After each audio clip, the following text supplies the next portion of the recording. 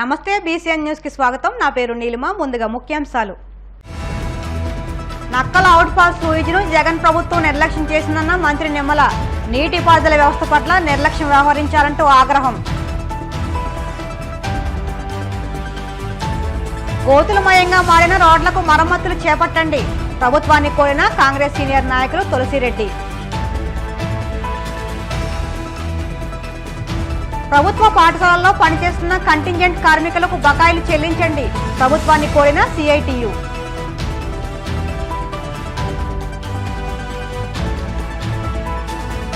రైతులతో ప్రధాని మోదీ సమావేశం. కొత్తగా విడుదలైన వంగడాలపై అవగాహన.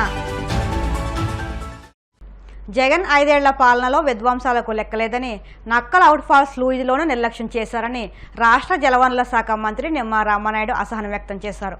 పశ్చిమ గోదావరి జిల్లా యలమంచిలి మండలం లక్ష్మీపాలెం నక్కల డ్రైన్ అవుట్ఫాల్ స్లూయిజ్ను పరిశీలించారు. ఈ సందర్భంగా మంత్రి మాట్లాడుతూ, గత వైసీపీ ప్రభుత్వంలో డ్రైన్లు, కాలువలపై లాకులు, తలుపుల మరమ్మతుల పనుల నిర్వహణ శూన్యమని తెలిపారు. అందువల్లే నీటి ప్రవాహానికి గేట్లు కొట్టుకుపోవడం, తుప్పుపట్టిన రోపులు తెగిపోవడం వంటి జరుగుతున్నాయని అన్నారు. నూతనంగా తలుపు ఏర్పాటు చేసేందుకు అత్యవసరంగా 50 లక్షల రూపాయలను మంజూరు చేయిస్తామని తెలిపారు.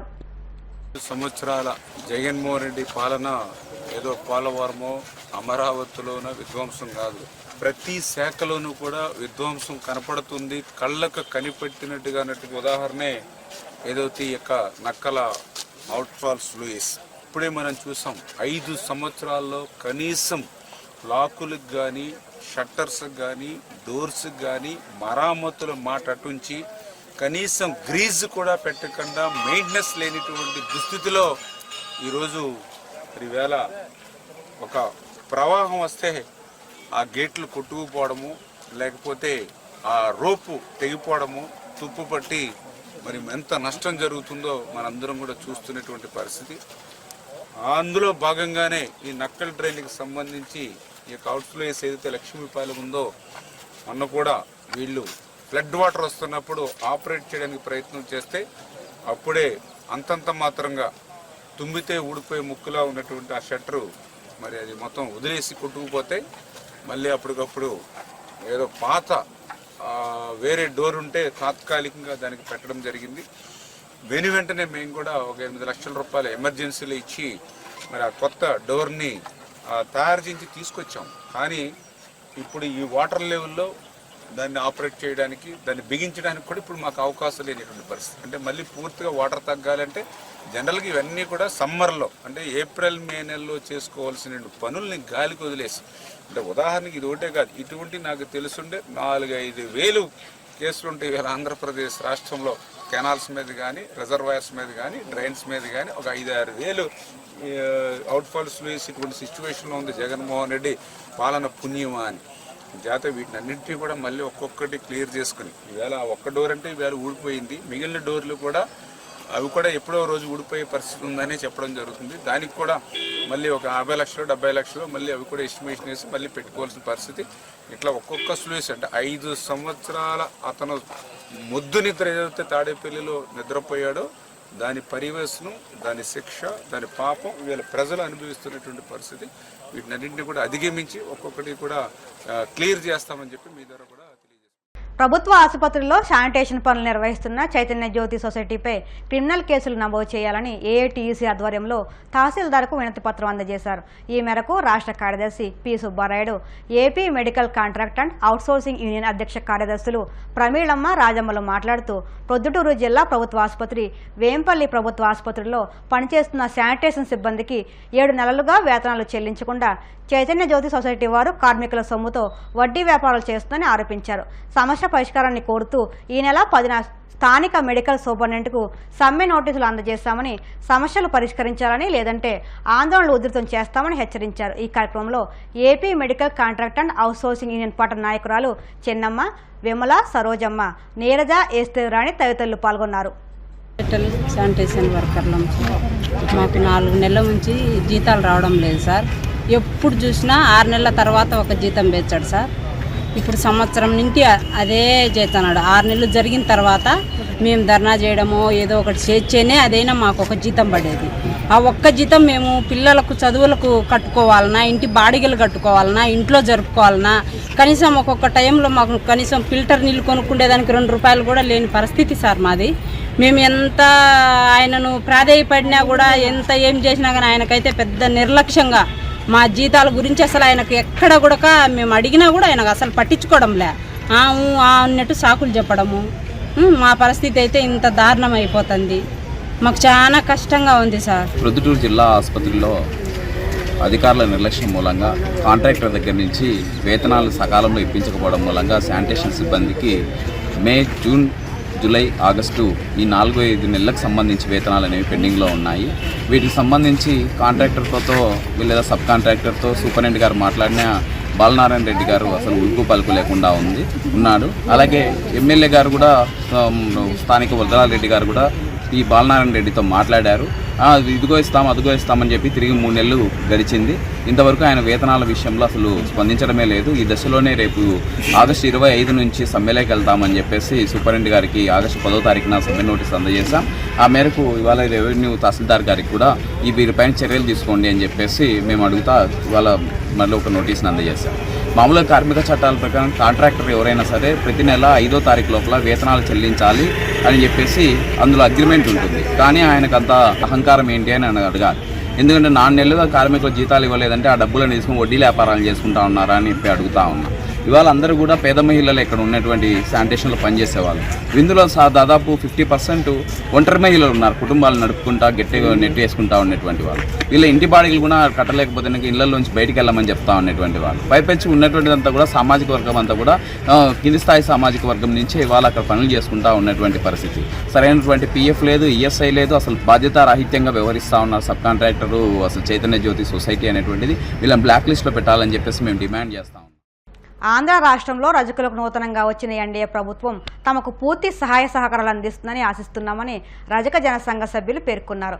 ఈ మేరకు ఏలూరులోని జిల్లా రజక సంఘ భవనంలో సంఘ అధ్యక్షులు చిలకలపల్లి కట్లయ్య, గౌరవాధ్యక్షులు పగడాల సాంబశివరావు మాట్లాడుతూ ఆంధ్రప్రదేశ్లో సుమారు 70% గ్రామాల్లో చెరువులను వృత్తిదారులకు కేటాయించకపోవడం అధికారుల చిత్తశుద్ధిని తెలియజేస్తుందని మండిపడ్డారు. గతంలో ఇచ్చిన ఆదేశాల మేరకు చెరువుల అభివృద్ధికి నిధులను విడుదల చేయాలని కోరారు. ఈ కార్యక్రమంలో రజక సంఘ సీనియర్ నేతలు పగడాల సాంబశివరావు, వితల శ్రీనివాస్, కొమ్మంటి మురళి, పి దుర్గారావు, ఏ సుబ్రహ్మణ్యం, దేవరపల్లి సుబ్బయ్యతో పాటు పలువురు రజకులు పాల్గొన్నారు. రజకుల సమస్యలపై రాష్ట్ర ముఖ్యమంత్రి, అదేవిధంగా ఉప ముఖ్యమంత్రి వర్యులు, ఇతర మంత్రులు, ప్రజాప్రతినిధులు రజకుల సంక్షేమం గురించి, వారి అభ్యున్నతి గురించి సహకారాలు అందిస్తారని సోమవారం ఉమ్మడి పశ్చిమ గోదావరి జిల్లా రజక సంఘ భవనంలో పలు గ్రామాల నుంచి వచ్చిన రజక నాయకులకు, ఇతరత్ర సమస్యలతో వచ్చిన ప్రముఖులతో నేను మాట్లాడడం జరిగింది. 24/9/1954లో 892 జీవో ఇచ్చినప్పటికీ, 14/78లో 343 జీవో ఇచ్చినప్పటికీ, తెలుగుదేశం ప్రభుత్వం జీవో 75, అదేవిధంగా జీవో 38, అదే కలెక్టర్ వెస్ట్ గోదావరి సర్క్యులర్ 7005/2011-1981 ఇచ్చినప్పటికీ కూడా అనేక గ్రామాలలో కొంతమంది అధికారులు, గ్రామ పంచాయతీలు రజకుల సమస్యల మీద నిర్లక్ష్య వైఖరి అవలంబించడం వల్ల 25 లక్షల మంది రజక వృత్తిదారులు చాలా ఇబ్బందులు పడుతున్నారు. రజక వృత్తిదారులకు రాష్ట్ర ప్రభుత్వం వ్యవసాయదారులకు ఎలాగైతే ఫ్రీ కరెంట్ ఇచ్చిందో, అదేవిధంగా రజకుల చెరువు వద్ద దోబీఘాట్లు కూడా ఫ్రీ కరెంట్ ఇవ్వమని ఆదేశాలు ఇవ్వడం జరిగింది. అదేవిధంగా గ్రామాల్లో రజకులను అవహేళన చేస్తూ ఒసే, ఒలే, సాకలి అని పిలవడం వల్ల మానసికంగా రజక వృత్తిదారులు, మహిళలు చాలా ఇబ్బంది పడుతున్నారు. ఈ విషయంలో జీవో 75లో ఇచ్చింది ఆల్ కలెక్టర్స్ గా ఇవ్వడం జరిగింది. అప్పుడు Udayalakshmi principal secretary to BC welfare ఉండగా ఇవ్వడం జరిగింది. అలా కాకుండా ప్రస్తుత ప్రభుత్వం అదే ఆర్డర్ని రివైజ్ చేసి డైరెక్టర్ జనరల్ ఆఫ్ పోలీస్ ద్వారా ఆల్ సూపరింటెండింగ్ ఇంజనీర్కి ఇచ్చినట్లయితే కొంతవరకు మాకు సహకారం జరుగుతుందని మేము అనుకుంటున్నాము. మన ప్రీతమ ముఖ్యమంత్రి గారు ఎలక్షన్స్ లో అనేకమైనటువంటి వాగ్దానాలు చేశారు. ఆ వాగ్దానంలో భాగంగా రజకులకి నామినేట్ పోస్టుల్ని కేటాయిస్తామని చెప్పేసి అన్నారు. వారు వాగ్దానాన్ని నిలుపుకొని ఏఎన్సి మార్కెట్ కమిటీల్లోనూ అలాగే ఇతరత్ర ఉన్నటువంటి నామినేట్ పోస్టులన్నింటిలో కూడా రజకులకి తగిన ప్రాధాన్యత ఇవ్వాలని మనం కోరుకుంటున్నాం. దానిలో భాగంగా ఏలూరు నుండి మెట్ట ప్రాంతమైనటువంటి ఈ చింతలపూడి, జంగారెడ్డిగూడెం, ఈ లింగపాలెం, బుట్టాయిగూడెం ఇతరత్ర ప్రాంతాల నుండి ఎప్పుడు కూడా ఈ చైర్మన్ పదవులు అనేవి ఇవ్వడం జరగలేదు. మరి ఆ ప్రాంతాల వారికి ఉత్సాహవంతులైనటువంటి నాయకులకి మరి ఆ పదవిని కనుక ఇచ్చినట్లయితే క్షేత్రస్థాయిలో సమస్యలను పరిష్కరించే నాయకులు మరి వారికి పదవిస్తే ఇంకా రజక అభివృద్ధికి, రజక కార్పొరేషన్ కూడా మరి సహాయ సహకారాలు అందిస్తారని, అలాంటి వారిని ఎన్నుకొని ఆ పదవి ఇవ్వాలని ఈ సభాముఖంగా మరి గౌరవ సీఎం గారిని గోతులమయంగా మారిన రహదారులపై కూటమి ప్రభుత్వం దృష్టి సారించాలని కాంగ్రెస్ పార్టీ నాయకులు తులసిరెడ్డి విజ్ఞప్తి చేశారు. కడప, రాజంపేట, రేణుగుంట జాతీయ రహదారి పనులు 10 నెలలైనా పనులు మొదలు పెట్టలేదని అన్నారు. భూమికి సంబంధించి అనుమతి రాని కారణంగా పనులు మొదలు పెట్టలేదని కేంద్ర రాష్ట్ర ప్రభుత్వాలు వెంటనే జోక్యం చేసుకుని ఫారెస్ట్ క్లియరెన్స్ ఇప్పించాలని కోరారు. అలాగే వేంపల్లి, రాయచోటి ప్రధాన రోడ్డును 3 ఏళ్ల క్రితం తవ్వేశారని, ఇప్పటి వరకు పనులు చేపట్టలేదని అన్నారు. చంద్రబాబు ప్రభుత్వం రోడ్లపై ప్రత్యేక శ్రద్ధ పెట్టాలని, వేంపల్లి, రాయచోటి రోడ్డు విస్తరణ పనులు త్వరగా పూర్తి చేయాలని కోరారు. కడప, రాజంపేట, రేణుగుంట ఈ జాతీయ రహదారి అతి ప్రధానమైన రహదారి. నిరంతరము రద్దీగా ఉంటుంది, 24 గంటలు రద్దీగా ఉంటుంది. తూర్పున చెన్నై, పడమర ముంబై ఈ 2 మహానగరాలను అనుసంధానం చేసే జాతీయ రహదారి. ఈ ప్రాముఖ్యతను దృష్టిలో పెట్టుకొని కేంద్ర ప్రభుత్వము 2254 కోట్ల రూపాయలతో 122 కిలోమీటర్ల పొడవు 4 లేన్ రోడ్డును మంజూరు చేసింది. టెండర్లు కూడా అయిపోయినాయి. 2023 అక్టోబర్లోనే లక్ష్మీ ఇన్ఫ్రా సంస్థ టెండర్ దక్కించుకుంది. 10 నెలలైంది, ఇంకా పనులు ప్రారంభమే కాలేదు. దీనికి కారణం 100 హెక్టార్ల ఫారెస్ట్ భూమికి సంబంధించి క్లియరెన్స్ రాలేదు. దాంతో టెండర్ అయిపోయింది, అన్నీ అయిపోయినాయి, కానీ పని ప్రారంభం కాలేదు.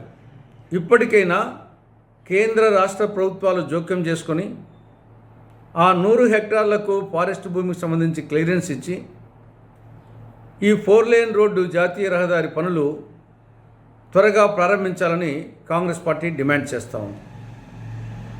అదేవిధంగా వేంపల్లి, రాయచోటి రోడ్డు ఇది కూడా అతి ప్రధానమైన రోడ్డు.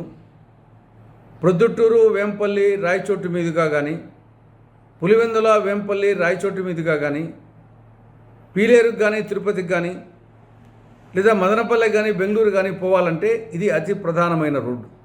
3 సంవత్సరాల కిందట రోడ్డు విస్తరణ పనులు మంజూరయ్యాయి. కొంచెం మొదలుపెట్టాక కాంట్రాక్టరు చనిపోవడం జరిగింది. అంటే ముందు ఉన్న రోడ్డును తవ్వేశారు, రోడ్డును కల్వర్ట్ను తవ్వి ఇంకా కొత్త రోడ్డు వేసే లోపల కాంట్రాక్టర్ చనిపోయినాడు. కొత్త రోడ్డు రాలేదు, పాత రోడ్డు నిందిపోయింది. 3 సంవత్సరాలుగా వాహనదారులు, ప్రయాణికులు భూలోకంలో యమలోకం చూస్తున్నారు. గంట పట్టే సమయానికి 2 గంటలు పడతా ఉంది. వాహనాలు గుల్లైపోతున్నాయి, ప్రయాణికుల ఒళ్ళు గుల్లైపోతూ ఉంది. గర్భిణీ స్త్రీలు మార్గమధ్యంలోనే కాన్పోయే పరిస్థితి ఉంది. వైకాపా పార్టీ ఓడిపోయేదానికి అనేక కారణాల్లో అతి ప్రధానమైన కారణం జగన్మోహన్ రెడ్డి రోడ్లను నిర్లక్ష్యం చేయడమే. కానీ ఇప్పటికైనా చంద్రబాబు ప్రభుత్వం రోడ్ల మీద ప్రత్యేక శ్రద్ధ వహించాలని, ప్రత్యేకించి ఈ వేంపల్లి, రాయచోటి రోడ్డును వీలైనంత త్వరగా పూర్తి చేయాలని కాంగ్రెస్ పార్టీ డిమాండ్ చేస్తూ ఉంది. ఇప్పుడు కాసేపు ప్రకటనలు.